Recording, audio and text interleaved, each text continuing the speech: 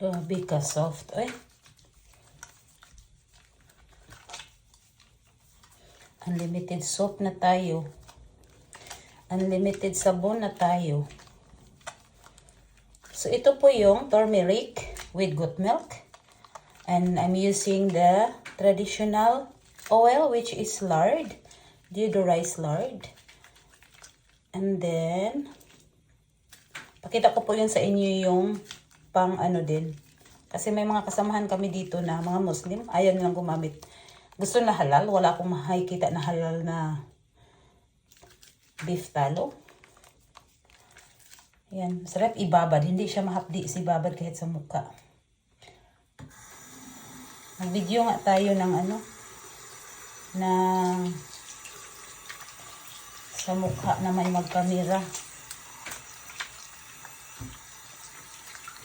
Ang reaksyon ng mga anak ko, "What, Mom? You made it soap!"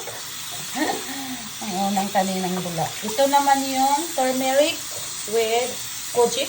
Yan po ay without kojic.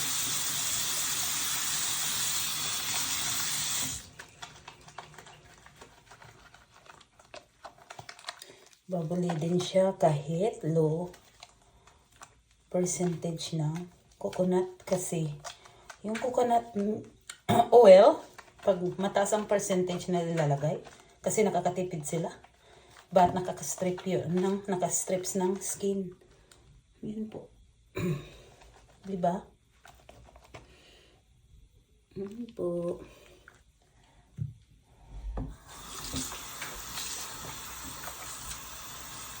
Try natin yung Colloidal. Pareho lang to sila. Wala lang na turmeric pang sensitive skin.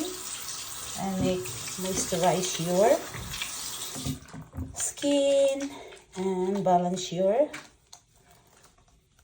color of your skin.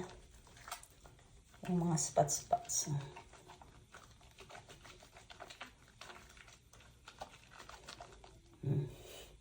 Ang tatlo tao what? Na-shock sila. What? Mom's really makes soap. Ayan ang bubbles, guys. So, hindi siya malata naman. Hindi siya malata. Na-curious ako kasi, pag natural kasi, malata siya, no? So, kailangan lang talaga gamitan nyo. Kung gusto nyo, bintahan ko na rin kayo, ha? May wood na wood or kahit silicone kung okay lang kayo. Mas prefer ko kasi natural. May mga silicone naman sa Dalarama. Gusto nyo. O yung bamboo. Kailangan, yung makadrip talaga ng hosto. Makadrip ng tubig. Oh, super smooth. Oh my God. Ang sarap ng feeling. Kailangan talaga,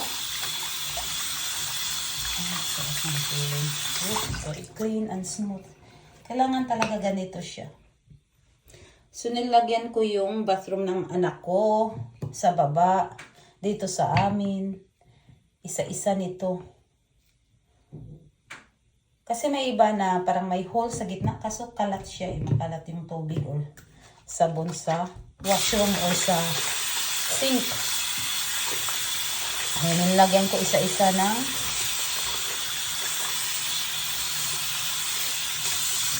holder para hindi siya makalat. Yun man.